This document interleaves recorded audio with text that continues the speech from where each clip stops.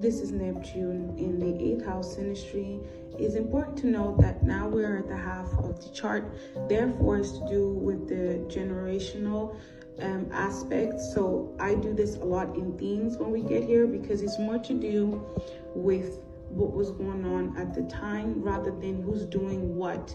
Even though I will say that it's very much themed based.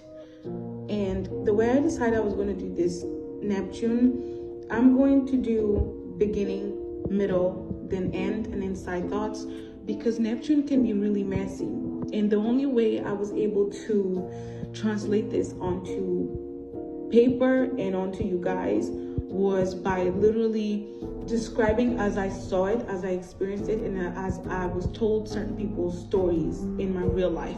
Therefore, be careful because here there could be a lot of deep things I will talk about. So if you're someone that gets easily triggered, this video is definitely not for you. So let's go from the beginning. Neptune could be in a scenario that is already different to other people. For example, other people's family believing in something spiritual is usually the case here. Neptune feels that something is off but will be gaslit of the situation by 8th houser. 8th houser usually has an image that people would never suspect of doing horrible things or deal with harsh things of life. It all begins to trigger when Neptune decides to separate from the routine that 8th houser has set unconsciously, which is usually based on 8th houser's codependency for the Neptune person. 8th houser will start to move in silence on how to trap Neptune person. First, we'll verbalize it by guilt tripping. Secondly, we'll hide things, for example, maybe papers or contracts that will help Neptune have things for their own life. Thirdly, actually hiding Neptune in a place that no one would be able to find them mentally or emotionally. This can be seen also by family members that have unethical thoughts about people who have their own bloodline. 8th houser will use their spiritual broken awareness that in fact was triggered by Neptune person, need to pursue their own things and use it as a reason as to why they're treating Neptune the way they are. The only way Neptune escapes is by lying to 8th houser that they will never leave or believe in the old beliefs, gain their trust and escape.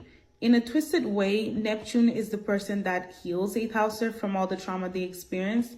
This is because 8th houser usually is the person who has been abused mentally and emotionally, and because they were so young, they internalized it. Therefore, when they meet Neptune person, they make Neptune like almost like their saving grace, and that could be in a good way or a bad way. They initially have good intentions, right? The 8th houser, until they start to blur the lines and then see Neptune as their younger version that was traumatized and start to do the same, y'all. Like Neptune also has this belief that they will be able to fix 8th houser, but usually this works, but it's rare, okay? Really rare, so tread lightly here. Neptune could keep it a secret what they have been enduring to only one day forget 8th houser, and then boom, all of a sudden they see 8th houser again and will want to do their revenge, but only to see that 8th houser has become like a better person, then will not follow through. I've seen this happen a couple times. 8th houser could turn, for example, to like a Christian, right? Become like higher than thou all of a sudden, or at least pretend that they don't remember what they've done to Neptune, right?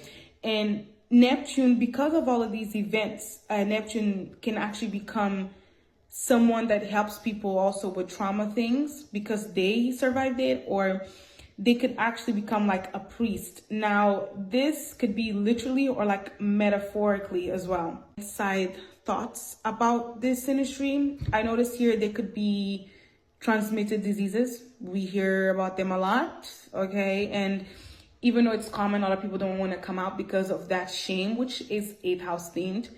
I've seen this also take place like money laundering, forging signatures. I think that's how you say it, where, you know, people make fake signatures and sign things that a person doesn't even know.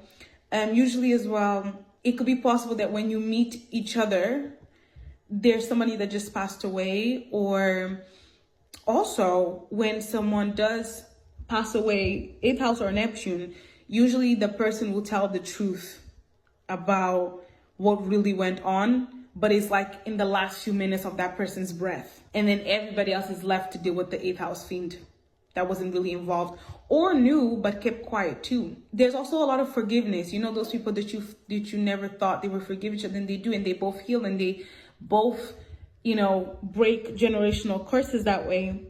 Or for example, gangs, right? Have you seen like gangs in your community that been fighting for years, and that set the tone of the culture? And then one day when they decide to forgive each other, then all of a sudden with that, they fix a whole entire generation that is like being born or in the future that's going to be living in that community. Here's how they could be healing intimacy acts, but not healing like Chiron in the 8th house synastry.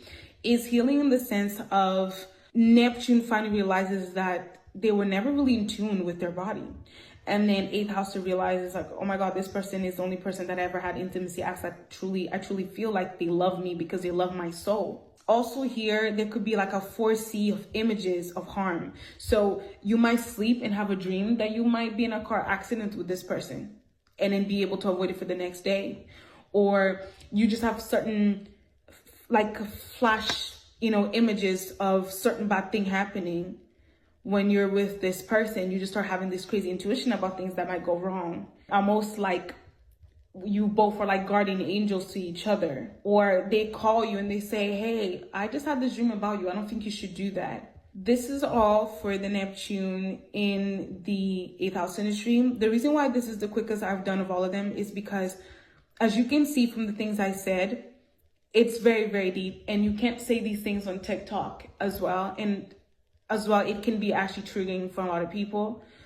So I had it to make in a way where it was more direct yet deep, so that we will understand, but also understand just enough to see if this is something that you want to keep pursuing or that you want to be aware of and step back. If you like videos like this, feel free to book a reading